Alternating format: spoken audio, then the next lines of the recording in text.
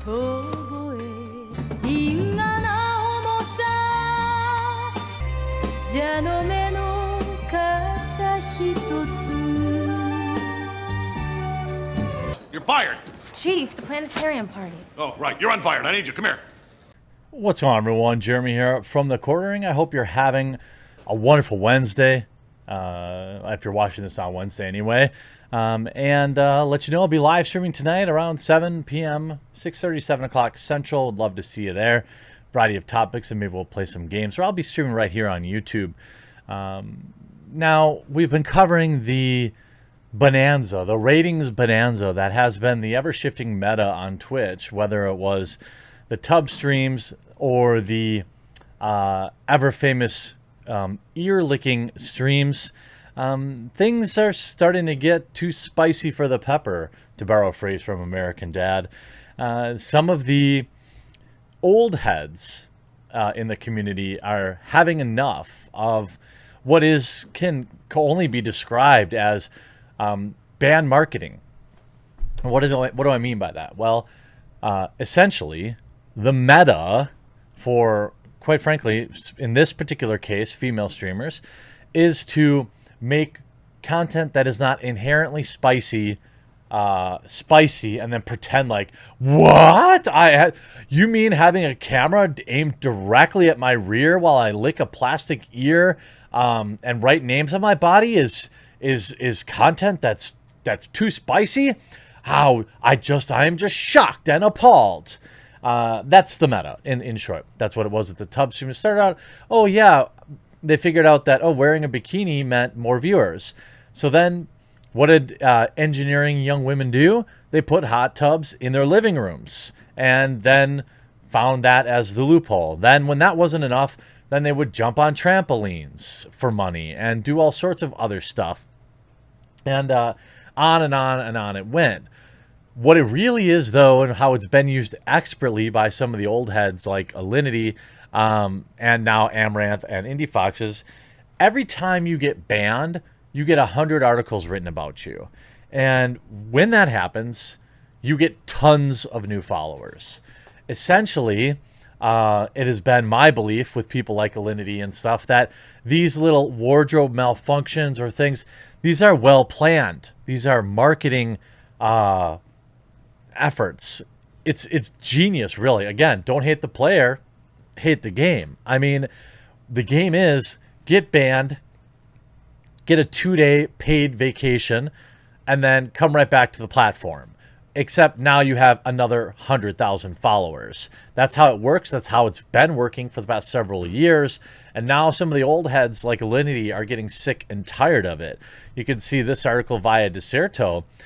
Allinty calls for action for, quote, repeat offenders on Twitch after 6th IndieFoxx ban. Now, to put that in perspective, that is 6 bans this year. That is 1 ban a month, every month for the entire year. Not only have they not been removed from the platform that allegedly has some sort of 3-strike system, they have not lost their partnership. Look, I understand and like I sympathize with some of these to the Twitch staff.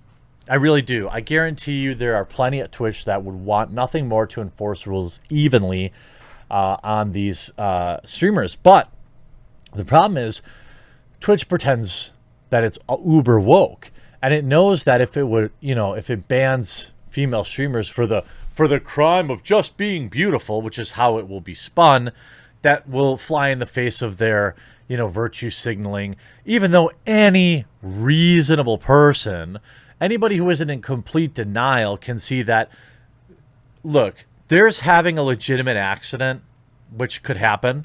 Doesn't ever seem to happen to men, but it could happen. And then there's like repeatedly doing it when there is a clear history of it and a clear financial benefit from it. Twitch star Allinty is calling for Twitch to do something about repeat offenders on the platform. On June 29th, IndieFoxx was suspended from the site for the 2nd time in a month and the 6th time overall. I mean, just demonetize them or give them a 6-month ban. if that's what you want to do. I would think that, at this point would be more than reasonable.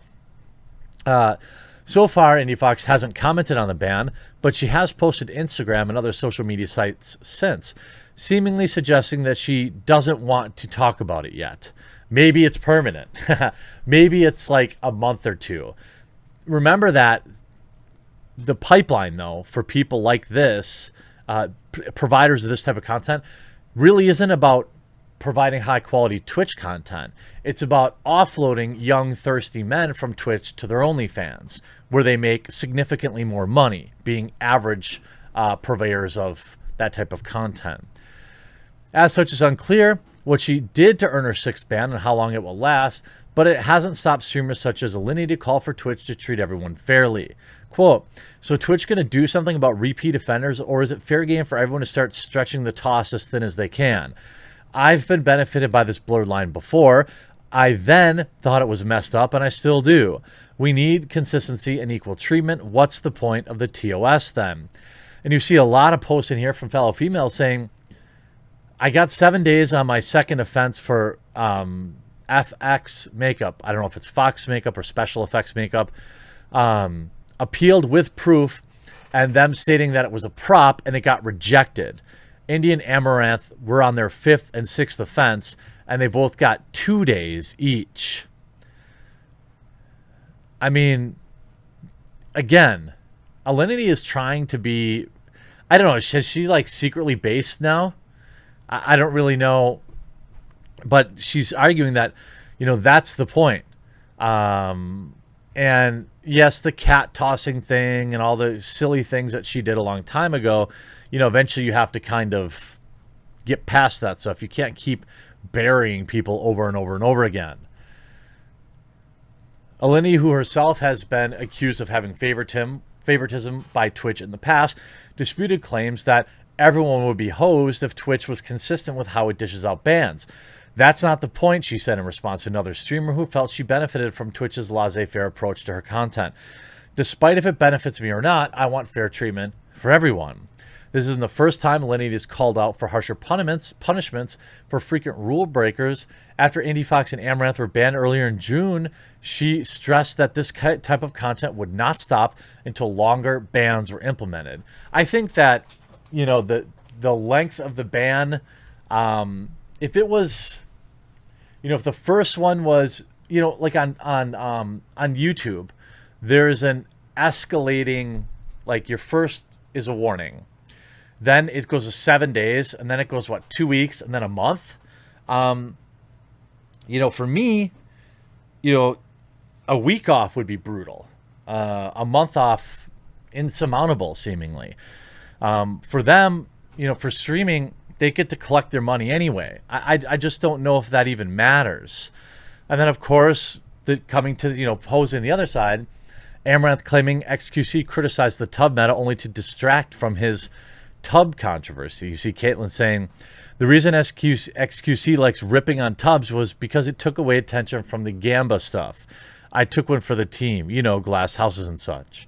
Imagine a Trading Places episode like where I'm doing slots and he's in a tub. Yeah. I mean, I wouldn't doubt it. Ads. Now, her channel was actually demonetized during all of this, of course, going, for like a day.